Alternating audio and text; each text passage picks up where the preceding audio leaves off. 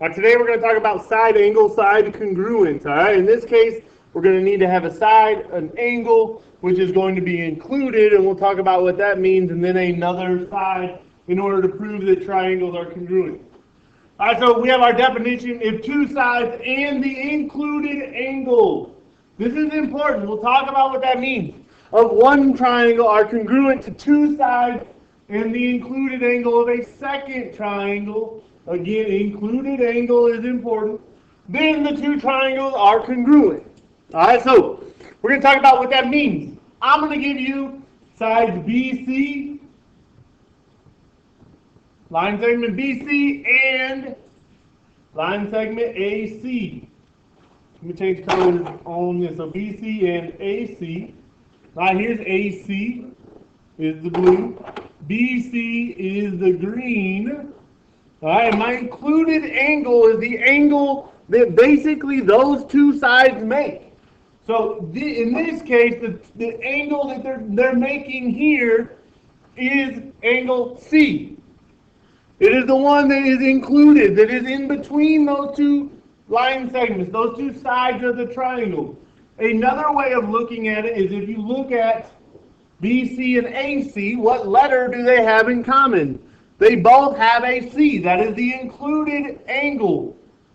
All right, so that's what it means to be included angle, is taking the angle that is in between those two sides. So included, I like to think about is in between. All right, so here's what we're saying. All right, we are saying that if I know that BC is congruent to FE,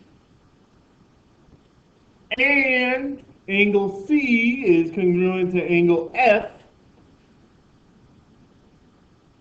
All right, then we need one more side that will tell us that it is congruent. So we have this side, this angle, and we need this side. So angle AC is congruent to angle FD. That is a side angle side. We have a side. Then we have our angle. Then we have another side. And the angle is included. It is in between those two sides. Alright, then we can say triangles are congruent. Now, just like before, it's not always going to be that obvious. Okay, they will give you a side, but they might not tell you the angles are congruent. So in this case, what we need to look out for is these two angles are congruent. The reason that they are congruent is because they are vertical angles. Alright, so it's not always going to be nice and easy and pretty, but you need to make sure that you use all those things that we've used in the past. Alright, and then again we have a side and a side, and the angle is included in the middle. Same thing for here, we have side and side, the angle is congruent.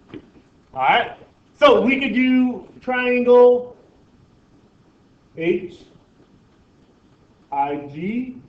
is congruent to triangle KIJ. Notice in this case, I started at the H.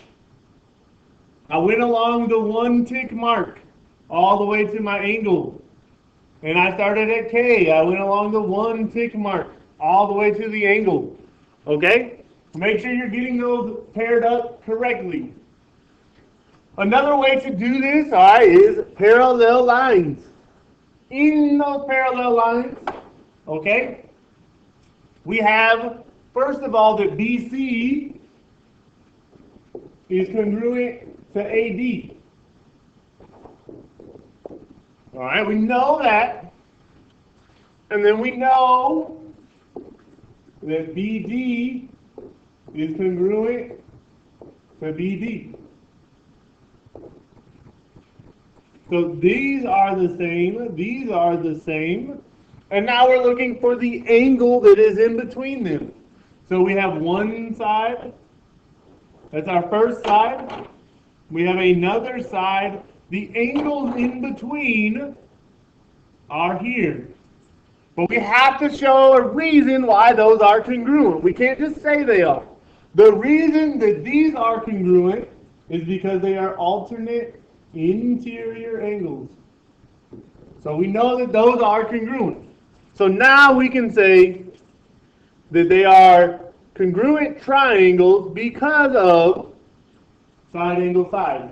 We have a side, an angle, and a side. So I could kind of split these two statements apart. Whoa. And put in the middle, angle B is congruent to angle D. And then we have our side, we have our angle, and we have our side. Therefore, we could say that triangle CBD is congruent to triangle ADB. And that is the end of the lesson for today.